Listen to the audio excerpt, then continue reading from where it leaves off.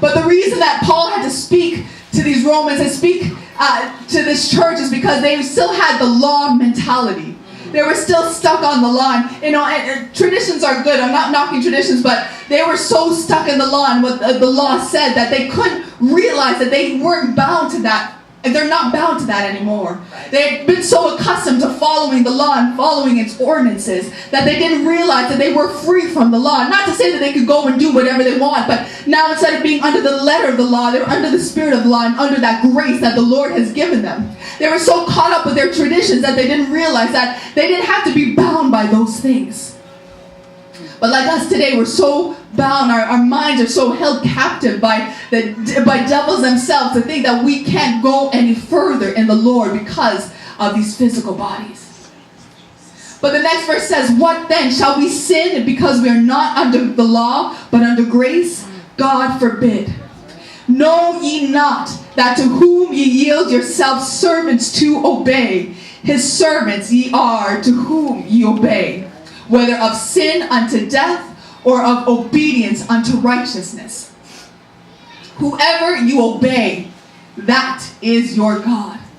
Even if you've been set free, if you return to that slave-like mentality and you're serving a sin or serving your flesh, then even though you've been set free, you're walking in servitude.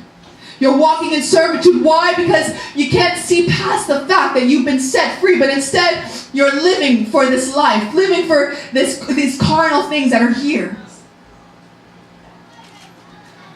But it's saying, the Bible is saying that whoever you yield yourself to, in other words, whoever you surrender yourself to, that is who you serve. Or in other words, that is your God.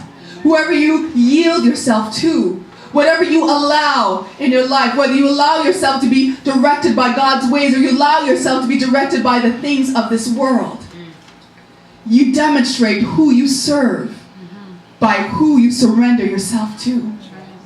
And we say all the time, we say, Lord, I surrender all and all to thee I freely give. We sing these songs, but have we really surrendered our heart? Now, a person once asked, how do you know if you've surrendered? How do you know if you've let go of the things of this world? And I'm telling you, just watch your actions. Just watch what you do. Watch who you are. For if you are surrendered to the Lord, then you will do whatever he said to do. If you are surrendered to the Lord, then you will follow him without thinking of yourself, without thinking of anything else, but you follow him completely and wholeheartedly. Abraham was a man that followed after God. For when God said, leave your family, leave the place where you are and go to a city that I'll show you, he left without question, without murmuring, without wondering, without any complaints or any backbiting or anything. He got up and he left. Even when the Lord said, sacrifice your only son, this promise that I've given you, this inheritance that I promised you, this one son that you have, sacrifice it. Abraham did not hesitate to sacrifice his son. You know who you are, who you serve by your actions. You know who you serve by your actions. And if you truly are dead to this world, I'm coming to a close. If you really are dead to this world, then you won't serve the things of this world. You won't allow yourself to be captured by the indulgence of your own flesh. For this flesh, this natural man is of the world, and all he can do is reap the things that are of this world. But I don't know about you, but I've been going to church my whole life pretty much, and I remember reading back in some journal entries. I love to write, and the Lord had called me to write down some things that I was dealing with. And I was reading back in one of the journal entries, and it was saying, how do you get off the ride? You know that one where you're on fire for God in 1 minute, and the next you're kind of, just not even a spark. And the question was, how do we get to that place of consistency? How do we get to that place where, you find a place in God that you continue to live for him instead of going up and down? You find that place of consistency. And I was reading and I was asking the Lord, I was like, Lord, how do we do it? I mean, people in church their whole life have been battling with inconsistency. And the answer came back is that you have to die. And die completely. But it was more than just that. For what the Lord was revealing was that trying to live for him without dying out to this world completely is like trying to cure a disease by treating its symptoms. If you have a disease, if you have a problem, a disease that is eating away at your body, it will develop symptoms, or it will exhibit symptoms, whether it be a headache or fever or whatever the case may be. But we in North America, we've become so accustomed just to stifling symptoms. Instead of getting to the root of the problem, we pop Advil, we pop blood thinners to be able to increase the flow of blood so that we don't feel that pressure on our head, so that we don't feel the effects of the disease that is eating away at us.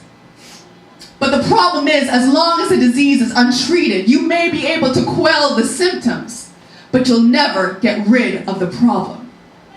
You may be able to desensitize yourself to the symptoms, but you'll never actually get rid of the problem. And the problem is that while you're trying to silence those symptoms and put it away, that disease is growing. Disease is taking over until it cripples you or kills you. Sin is a disease. And sin has infiltrated our flesh. It's all up in our flesh. There's no getting past it in this flesh. But as long as we try to cover up the symptoms of sin, for sin demonstrates its symptoms in how we behave, when we lash out at people, when we behave in a way that's unseemly according to what the Lord has called us to do, it's a symptom to show us that we're not really dead. It's a symptom to show us that, we may have died once, but the Bible says, or Paul says, I must die daily. Yes. Why? Because unlike this natural man, once this natural man goes in the grave, it needs a supernatural power to resurrect it. Yes. But with this fleshly man, with this worldly man, it's the things of this world that try to breathe life into it every single day.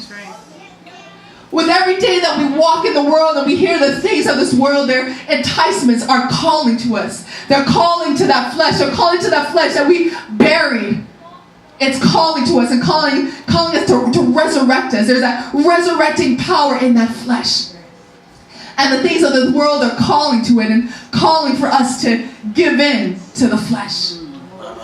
To give in to the desires of the flesh, to give in to our own desires, to not pray and take that time to indulge in other activities, to take some time away from reading the Word and to do things that will profit this flesh.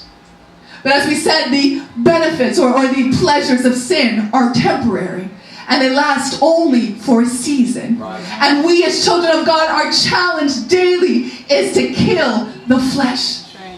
Pastor put it so eloquently today, the only thing that could kill the flesh is fasting. For we that could silence the flesh. For we could pray all we want, and we need prayer. We need to continually pray. But the Lord has given us this tool that we could silence the flesh. But we need daily, day in and day out, to make that decision. For it is our decision. It's our decision whether we desire to follow after the things of this world or to follow after Christ. It's our decision whether when an enticement comes our way, we say, yes, I'm going to give into it. We say, you know what, no, I'm pushing this away because the promise that the Lord has given me is greater than anything this life can offer. It's our decision when we get up and when someone has come to criticize us or come against us. It's our decision if we want to rail against them and give them a piece of our mind, if we want to keep our peace and love them. It is our decision. And we're faced with that decision day in and day out. But there's good news this morning. The good news is that sin, even though it may be enticing, it may be trying to draw us away, sin has no dominion over us. Right. As long as we are dead to this flesh, sin has no dominion over us. Stand with me this morning. The Lord has given us this word so that we can read it, so that we can understand it, we can obey that which is therein. And I'm not going to try this morning to add or take away from anything that the Lord has said. But what I will say is that today is the day of salvation. If you've heard the word of the Lord, then I implore you to obey His word. Not the words of men, not any doctrine that any man can conjure up, but to obey the word that the Lord has given you. And if you've been in this walk for a while and you feel like you're struggling, I'm telling you that you have power over sin.